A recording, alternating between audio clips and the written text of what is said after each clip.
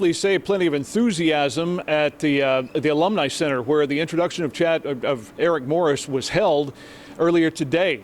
Cowboy fans hungry for winning again after the program had fallen on some hard times.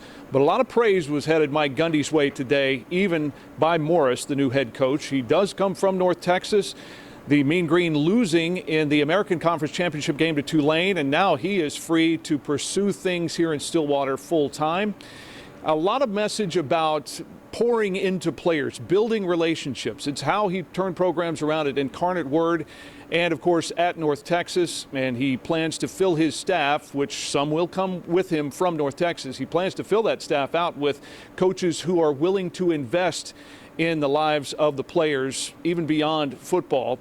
As he told us a little bit later on after the introduction, that only 2% of the guys who are playing college football will get the chance to play at the next level. So that to him is very, very important. And that's something that really resonated with athletic director Chad Weiberg. And in terms of the NIL support, then Weiberg had said that, yes, that was definitely a part of it, and to put any concerns at ease, that there was plenty on the table for Morris, and Morris says he has no issues with that level of support at all, and he has all the resources he needs to get ready to go and help turn OSU back around. Very personable. A lot of people are calling this a home run hire. Offense is Eric Morris's calling card. The Mean Green at North Texas leading the country statistically in total offense, more than 500 yards per game and scoring more than 46 points per game. So exciting times here in front of an enthusiastic crowd, of course. And for more on some in that crowd, let's go over to Raven Ray.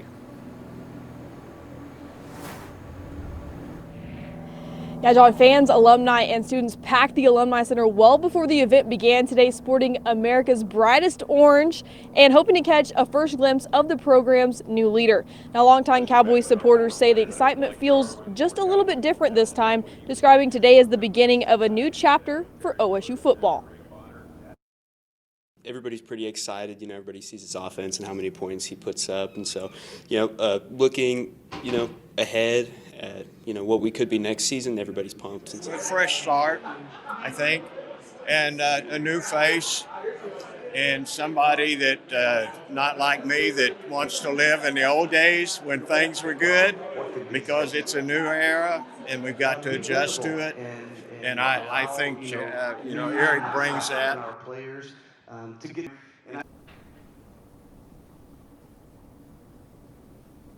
From students to longtime season ticket holders, fans can expect today to be a fresh start. And for Cowboys Nation, today wasn't just an introduction.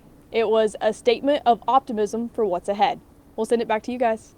An exciting day, no doubt. Raven and John, thank you. You can find the entire news conference, including comments from Oklahoma State's president and the AD, at news9.com/sports.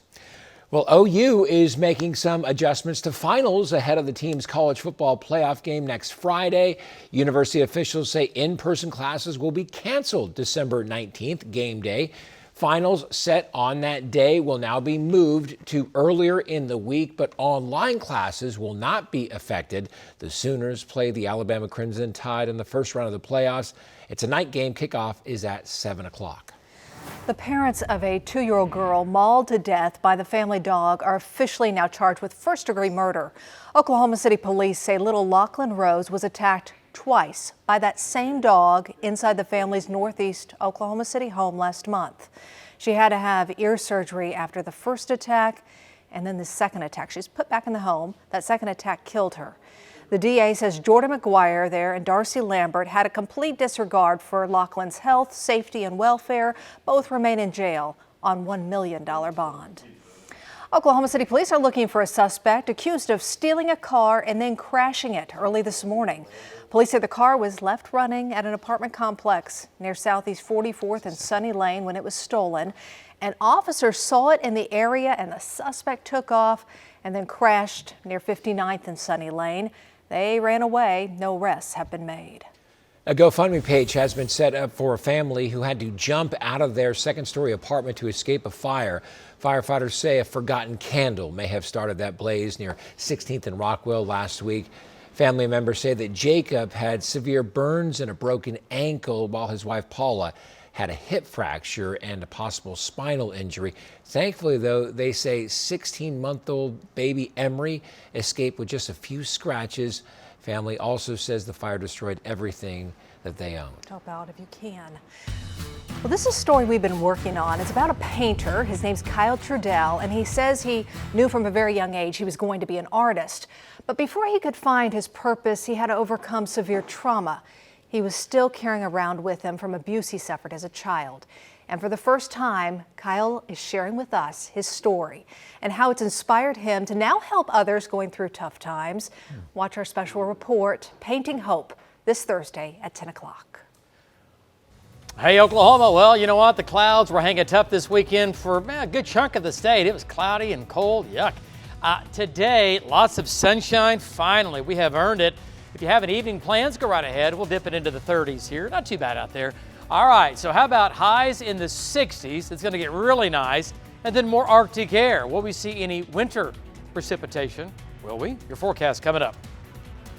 We are really focused on helping Oklahoma achieve its unlimited potential for growth and prosperity. Getting to know the 2026 candidates for governor, we sit down with Mike Mazie to discuss his platform and goals for the state. And then tonight on News 9 at 6 o'clock, outrage in Stillwater as protesters confront a teen offender and his family in court. Why it's sparking outrage once again, straight ahead. Oklahoma City police now trying to figure out what led up to a deadly shooting at a Metro apartment complex. Police say Chimay Zonin was found shot to death inside an apartment near Southwest 89th and Western just after 1 this morning. Witnesses told police they saw several people run from the apartment after the shooting. So far, no arrests have been made. A driver admits to taking drugs before hitting a mother and daughter walking on the sidewalk, killing one of them. Police say Michael Osborne drove over a curb, hitting the two near Northwest 36th and Meridian around noon yesterday. Police say the mom was dragged 65 feet. She was taken to the hospital, and that is where she was pronounced dead. The daughter is still in critical condition. Osborne told officers he took several medications, including an opioid and NyQuil, before driving. He was arrested for second-degree murder and DUI. Oklahoma County officials have picked a Tulsa nonprofit to run the upcoming behavioral health care center at the new county jail. Cree Oaks Health Services currently has dozens of mental health clinics all across eastern Oklahoma. An evaluation committee said the firm had the strongest proposal with the highest likelihood of successful implementation. The county will now start contract negotiations with Cree Oaks. The Behavioral Health Care Center is funded by ARPA money, so it must be completed by the end of next year. Taking a live look now from our Lucky Star Skycam network. The sun was out today, warming us up after a cold weekend, and this is just the start of our up and down temperatures. David is tracking the highs and lows straight ahead. But next, a former member of Kevin Stitt's cabinet is vying to replace him as governor. His goals for the office right after this break. You're watching Oklahoma's own News 9. Promising to unlock Oklahoma's unlimited potential for growth, Mike Mazie is vying to become the next governor. Mazie served 12 years in the state senate, later in Governor Stitt's cabinet, and is the founder and CEO of an independent wealth management firm. Our Capitol reporter Haley Hetrick tells us more about the candidate. What I hear all across the state of Oklahoma is that voters want solutions. Mike Mazie promises to bring solutions to the state capitol. On day one, I will sign several necessary executive orders to start pushing these Chinese communists and their cartel partners out of the state of Oklahoma. Also, in my first week, I will hire a statewide literacy director, and we will get marching quickly on implementing the necessary reforms to improve the reading and math outcomes for thousands of Oklahoma students. What would you say sets you apart from the other candidates running? I'm the only one that wasn't born into independent wealth. There's a big difference between inheriting money and managing money. Kevin Stitt, by the end of his term, will have served the state of Oklahoma for 8 years. What would you say that you align with him on, and what would you maybe do a little bit differently than what he's done?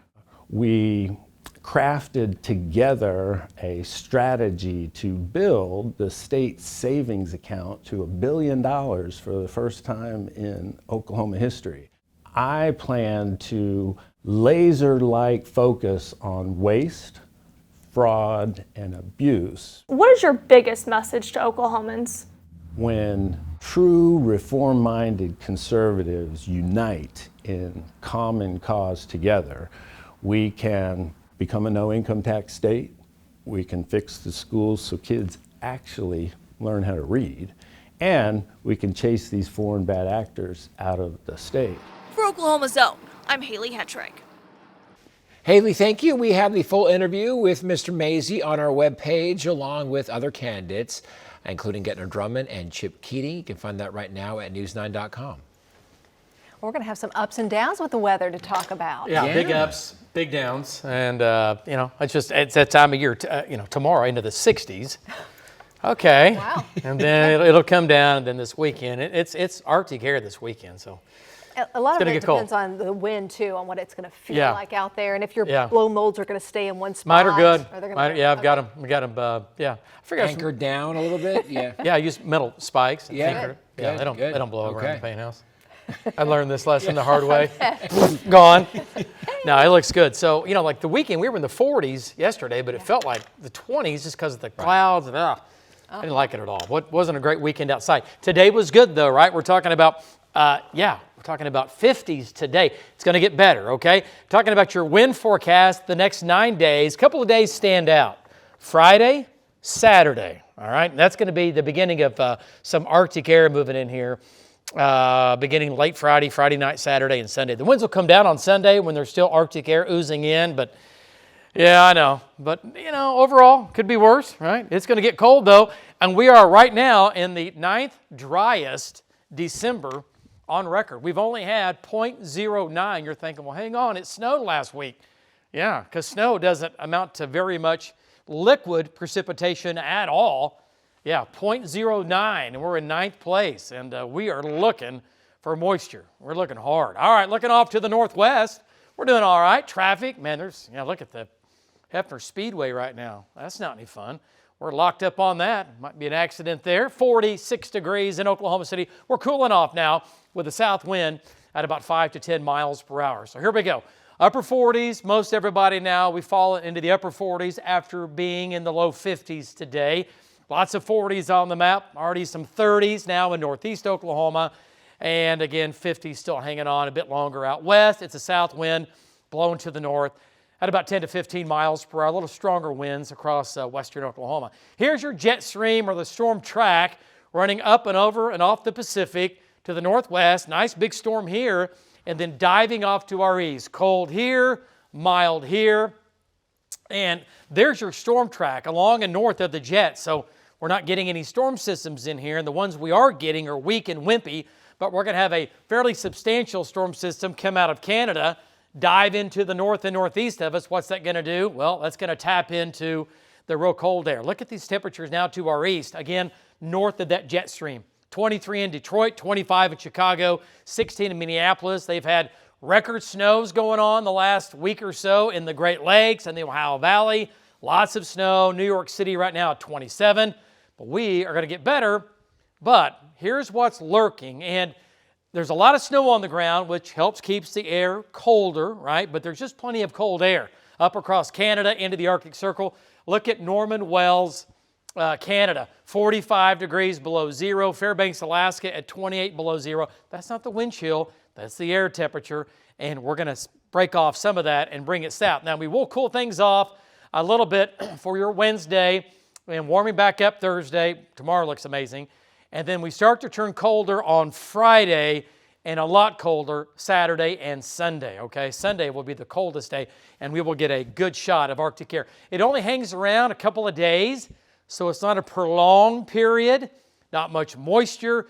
We might get into a situation where we have some freezing drizzle possibly, but no major wet systems coming into the cold air. So no major, really good chance of any ice or sleet or snow. No, not showing up. All right, lows tonight, 20s and 30s. A cold night, colder tomorrow morning. Well, for most of us and where we were this morning, okay? So chilly. And then for tomorrow, back up in the low 60s, even some mid-60s hanging around, 70 in Woodward, 69 in Altus. So tomorrow's going to be good, a little breezy. We're colder behind the next cold front. Wednesday, you're thinking, that's not cold. You're right. 50s for highs on Wednesday. And then Thursday, we're going to flip it. We're going to flop it back to the 60s on Thursday. So we go up, we go down. Thursday looks good. And then we turn again colder for Friday. Highs on Friday should be in the 40s and 50s. It's kind of the day of change. Behind the cold front, the wind will pick up as well. Look at Saturday, high of 35. Look at Sunday, high of 30. Wind chills for Saturday night into Sunday will be near 0 in the single digits.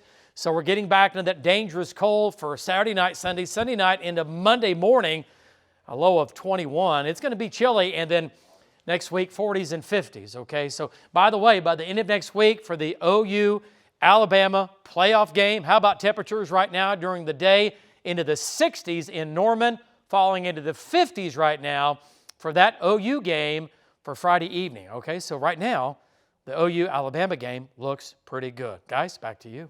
David, thank you. Still ahead from straight A's to a 24-hour race. How this Oklahoma teenager is proving nothing can stop him after the break.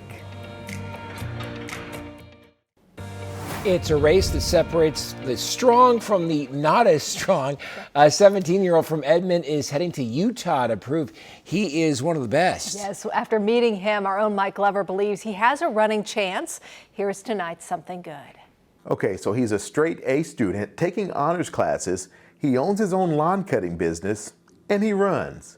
I mean, really runs. It's funny now that he runs so much because he didn't like it. He started running in the 5th or 6th grade, but he admits he really didn't like it. Not really, because I wasn't the fastest back then. Personality trait number 1, RJ hates to lose. I'm pretty competitive. I mean, if you tell me I can't really do anything or do something, I'll prove you wrong. So when he locked into running, to no one's surprise, he excelled. He'll just choose, like, I'm going to just run this. And then he comes out and takes second, takes first. RJ has now run countless races since he started seriously running. I did some pretty long runs, 20, 22 miles. Just recently, I did a 50K. Which brings him to his latest challenge, the St. George America Last One Standing Ultra. When he ran through the trees, through the trail, he was like a deer in the woods. It's a 24-hour run divided into 10K loops.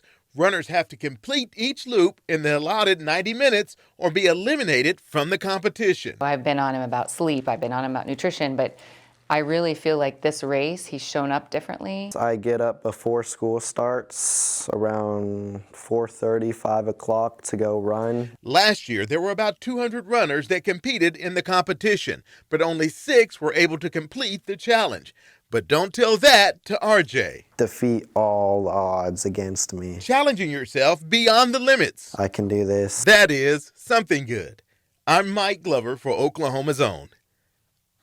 Keep running. That is impressive right there, Very man. impressive.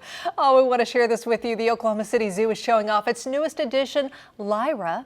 The Plains zebra foal, named after a constellation, is the second baby for parents Mars and Nebula. Lyra weighed in at 97 pounds when she was born on November 29th. You could see her parents, and her sister Aurora in the Predator Pass in Expedition Africa. Jumping around.